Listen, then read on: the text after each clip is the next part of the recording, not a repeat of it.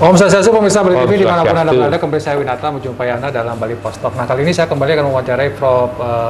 Ngurah Mahardika, filolog dari Universitas Udayana yang mungkin kita kaitkan dengan melonjaknya kembali kasus di Bali dan khususnya juga di Indonesia, secara umum di Indonesia, khususnya di Bali, karena terdampak juga kasus yang dulu sempat di bawah 3 digit, ya, katakan begitu, sekarang sudah naik lagi, bahkan kemarin sempat 245. Nah, ini fenomena apa dan sedikit juga mungkin tentang virusnya, vaksinasinya nanti, Prof, ya. Om Swastiastu, Prof. Om Swastiastu, Sehat ya, Prof, ya. Becil. Bagaimana Prof melihat kondisi terakhir Bali dan Indonesia? Kita mulai dari Indonesia dulu yang sepertinya sangat gawat ya. Bahkan Saya yang positif dulu ya. Jadi meskipun bahwa respon vaksinasi massal itu luar biasa. Jadi animo masyarakat untuk divaksinasi itu luar biasa. tinggi ya. Dan pemerintah sudah mencanangkan 1 juta vaksinasi per hari. Per hari. Itu sangat luar biasa. Saya sangat dukung meskipun pelaksanaannya masih tidak masih mengabaikan prokes kesehatan. Utama sekali adalah menghindari kerumunan. Jadi kalau saya sebut prokes kesehatan saat ini, saya tidak menyebut 3. Yang utama 1 saja, yaitu kerumunan. Ini yang tidak dihindari, di mana banyak sekali tempat-tempat vaksinasi yang dilakukan oleh Polri, kemudian mungkin oleh TNI itu berjubel. Dan memang semua kelihatan pakai masker, tapi sekali lagi dalam suasana COVID ini yang paling utama dari 3M sebetulnya adalah menghindari kerumunan. Dan itu yang mestinya diperbaiki di masa depan. Sedangkan yang kedua, memang tren kasus dan juga dari informasi network atau jejaring kerja yang saya miliki dengan para dokter, dengan pengelola rumah sakit, memang tren kasus atau tingkat hunian rumah sakit belakangan ini mulai seminggu ya terakhir di Bali mulai meningkat, bahkan ada yang sudah mencapai hampir 100%. BOR-nya yaitu bed occupancy ratio atau tingkat hunian rumah sakit sudah sangat tinggi dari minggu-minggu terakhir. Jadi sekali lagi itu mengikuti semua. Begitu letupan kasus, maka mundur 2 minggu berikutnya terjadi letupan kematian juga, peningkatan jumlah kematian.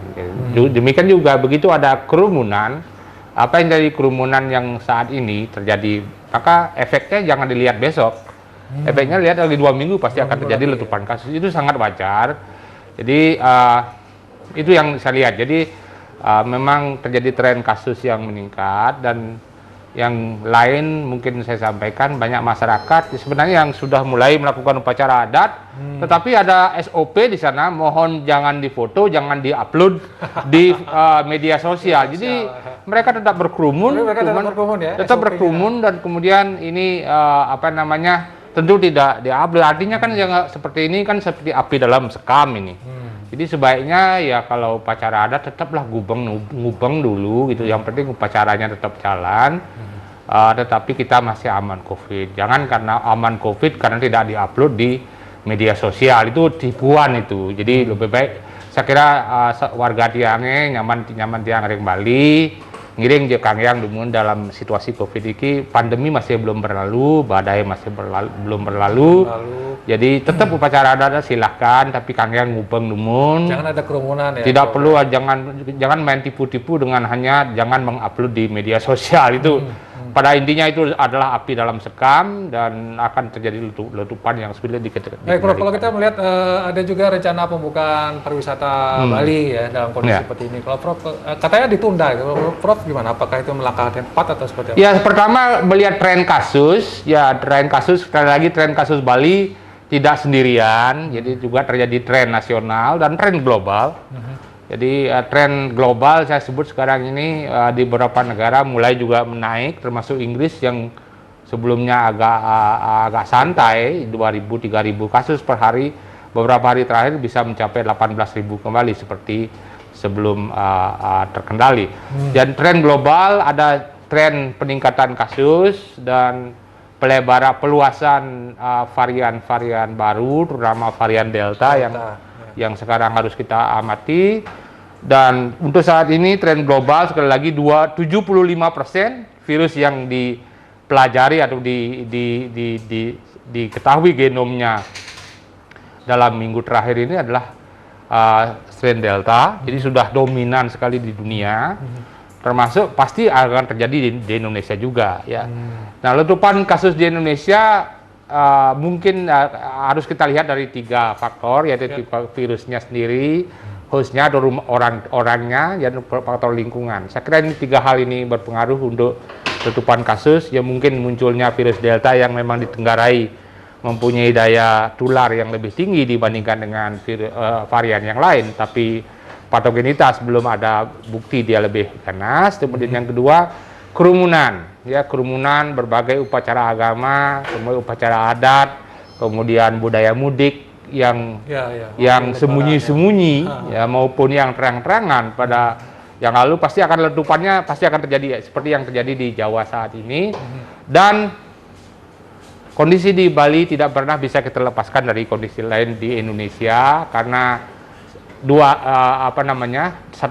hal yang saya amati. Pertama adalah pemerintah kita itu menggunakan filter atau saringan yang tidak bagus untuk masuk ke Bali, yaitu hanya menggunakan rapid antigen atau genus yang bagi saya tidak bertanggung jawab, tidak bisa dipakai untuk memfilter orang-orang yang kena membawa virus apa tidak. Sebaiknya PCR. Jadi itu PCR satu ya. Kalau genus harusnya dihentikan dulu, Prof. Genus sebenarnya jangan digunakan, sekali lagi itu dasar saintifiknya belum cukup kuat, belum cukup meyakinkan untuk digunakan untuk mengatasi masalah tanpa masalah. Jadi kalau memakai genus itu berarti tidak memakai pedoman pegadaian lah, jadi harusnya mengatasi masalah tanpa masalah. Jadi itu. Jadi, nah bagaimana dengan pembukaan? Jadi dengan tren itu ya sebaiknya dipantau terus, jangan dulu.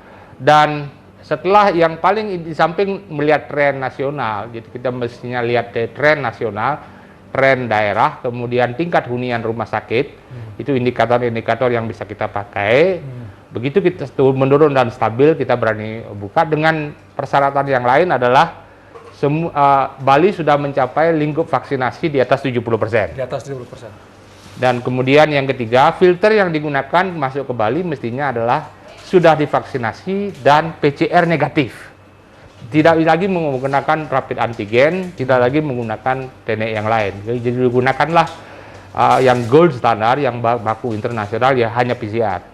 Dan kemudian nanti kita akan evaluasi. Mungkin pembukaannya jangan terlalu seketika dibuka, mungkin dengan trial dulu, awalnya mungkin 1 bulan. Kita lihat responnya. Apakah cukup dengan PCR dan cara vaksinasi cukup, atau memang kalau dan kita kaji mungkin hanya paspor vaksin seperti terjadi di Eropa, orang nonton bola harus menunjukkan paspor vaksin, jadi bahwa sudah vaksin boleh nonton bola, gitu, seperti itu. Jadi kalau sampai itu tentu saja animo masyarakat untuk vaksinasi akan semakin tinggi. Tadi Prof menyampaikan 70%. Apakah itu termasuk juga anak-anak harus divaksin juga? Ya, tentang anak-anak sebenarnya secara ilmiah itu yang bisa saya pertanggungjawabkan adalah anak-anak di atas 13 tahun itu semestinya bisa divaksin. Dengan dosis full? Dosis full tidak masalah. Jadi dosis 18 sama 13 tahun saya kira tidak ada bedanya. Nah, hanya saja ini perlu kajian karena BPOM sebagai lembaga yang wajib mengeluarkan posologi suatu vaksin atau jenis cara pemberian vaksin itu sementara menggariskan untuk mereka yang sehat umur 18 sampai 60 tahun karena trialnya pada waktu itu adalah orang yang sehat dan umur 18 sampai 60 tahun. Belakangan sudah keluar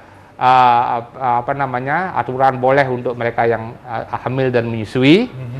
Nah, saya kira mesti dilakukan kajian segera untuk mereka yang hipertensi, mestinya tidak ada masalah dengan itu. Dan yang kedua adalah untuk mereka yang di atas 13 tahun, 13-18. Saya kira ini memang perlu kajian, tidak bisa kita seketika berikan. Dan kemudian saya yakin sebenarnya untuk mereka yang di atas 13 tahun tidak punya masalah sama sekali. Hanya mereka yang di bawah 13 tahun yang ini mungkin perlu kajian yang sangat serius, mungkin dosisnya dikurangi dan lain sebagainya itu. Jadi 13 tahun dulu saya mungkin. Kenapa Prof menyebutkan usia 13 tahun? Apakah ada pertimbangan-pertimbangan ilmiah yang mungkin 13 tahun itu sebetulnya respon imun orang manusia itu mulai sudah maksimal itu pada saat akil balik. Jadi begitu hormon seksual meningkat, maka development atau diferensiasi atau pengembangan sel-sel imun dalam tubuhnya sudah berhenti, sudah mulai menurun, dan sehingga yang paling ideal adalah kita sangat sistem imun kita dalam kondisi terbaik di atas 13 tahun. Itu, dan sekali lagi, dan umur 13 tahun ini saya kira bisa menjadi target yang strategis untuk pengendalian COVID ini, karena umur 13 tahun itu mereka baru SMP. Jadi SMP, kemudian dan mereka adalah jumlah populasi yang cukup besar dan mereka sangat aktif di masyarakat, sehingga kalau mereka divaksin maka daya tular virus di lapangan, jika orang ada yang positif OTG misalnya, maka daya tularnya di lapangan sudah jauh menurun karena sebagian dari orang-orang yang di sekitarnya sudah divaksin, sudah kebal, jadi daya tularnya akan menurun. Tapi tetap harus ada kajian dulu ya, Prof. Saya kira pasti, BPOM dulu ya pasti, karena yang boleh melakukan berwenang, lembaga yang berwenang mengatur seperti itu hanya di Indonesia adalah BPOM. Baik, oke. Ya, kita coba melihat lagi secara keseluruhan, Prof. Indonesia dan Bali tadi, karena ada beberapa event. Kalau di Bali kan ada Dewasa Bagus dan segala macam. Sebenarnya kunci kita bisa mengendalikan COVID ini apa, Prof? Tetap cuma 1M saja tadi, menghindari kerumunan, atau pemerintah misalnya harus memperbanyak testing atau seperti apa? Ya, kalau memang benar serius sekali ulinya, jadi kalau 3T istilah bahasa Inggrisnya, saya bilang uli bahasa Indonesianya, jadi jajah uli, uji, lacak, isolasi. Jadi T, testing, kemudian tracing, dan treatment. Ya ini yang harus dinaikkan lagi, meskipun saya melihat pemerintah Indonesia dan juga pemerintah Bali selalu menggunakan standar WHO, yaitu dari 1.000 orang dites 1 per hari, sehingga kewajiban di Bali sebetulnya adalah per minggu 4.000 orang per minggu di Bali. Sedangkan kalau 4.000 dibagi 7 itu mestinya di Bali adalah sekitar 600 orang yang mestinya dites itu syarat WHO. Dan kalau saya menilai untuk kebutuhan saat ini, kalau mampu dikerjakan sebaiknya jauh di atas itu. Melebihi di atas. Karena sekali lagi dengan pengujian yang banyak, kita tahu betul siapa yang membawa virus, siapa yang tidak membawa virus. Karena kalau pengujiannya sedikit, kemungkinan banyak sekali kita tidak tahu siapa yang benar-benar. Itu ya. Nah, kemudian itu yang ditingkatkan, dan yang tentu saja kemudian vaksinasinya digalakkan, usahakan segera mungkin mencapai 70%, dan sebelum kita kemudian bisa mengatakan pandemi terkendali di Bali. Dan untuk pariwisata ini penting sekali. Pariwisata itu yang ingin kita sampaikan itu adalah security, keamanan orang berkunjung ke Bali. Keamanan ditunjukkan dengan apa? Bahwa sudah sebagian besar penduduknya divaksinasi. Kemudian yang kedua adalah yang pendatangnya difilter dengan paspor vaksin dan uji PCR. Dan kemudian yang ketiga bahwa harus mengatakan bahwa jumlah bed atau ICU untuk mereka yang siapa tahu kemudian sakit di Bali itu bisa sudah tersedia ditangani dengan baik di Bali. Saya kira ini faktor security. Tanpa itu saya kira mereka wisatawan tidak akan mau datang ke Bali, dan pemerintahnya juga mungkin tidak akan membuka tidak akan mengizinkan mereka datang ke Bali. Saya kira itu ya. Jadi vaksinasi yang paling penting untuk segera dilaksanakan, dan sekali lagi mungkin penekanan pada aman ya, Prof, sebenarnya vaksinasi itu ya. Ya. Kalau ada beberapa kasus orang meninggal, ada orang sakit ya. Ya, namanya kegagalan vaksinasi, Bli. Jadi selalu vaksin itu buatan manusia, itu ikhtiar manusia, idenya, tapi kemudian bukan Tuhan yang membuat itu, bukan hasil bertapa, sehingga ya dayanya selalu tidak pernah 100%. Ya. Jadi ini mohon diperhatikan ya. Jadi banyak peneliti Indonesia atau para yang mengaku ahli di Indonesia yang mengatakan efikasi vaksin Sinovac yang dikatakan hanya 65%, dikira efisiensinya hanya 65%, itu salah. Jadi yang benar itu efikasi adalah kemampuan dari suatu vaksin menurunkan risiko, bukan mencegah penyakit. Jadi ini, sedangkan vaksin ini sudah diuji mampu membuat proteksi di atas 90%. Jadi ini ada banyak kekeliruan di para Itu ahli di clear Indonesia pemahaman ya, Prof. yang mengatakan bahwa vaksin Sinovac ini vaksin KW2 gitu kan, dengan efikasi yang hanya 65%. Itu efikasi adalah kemampuan virus menurunkan risiko kita tertular, bukan menurunkan kemampuan vaksin untuk membuat kita tidak sakit. Baik. Oke, terima kasih karena waktu, Prof. Kita mungkin pemirsa juga sudah mengikuti dari tadi Bali Postok ini. Tentu kita berharap memang badai ini segera berlalu.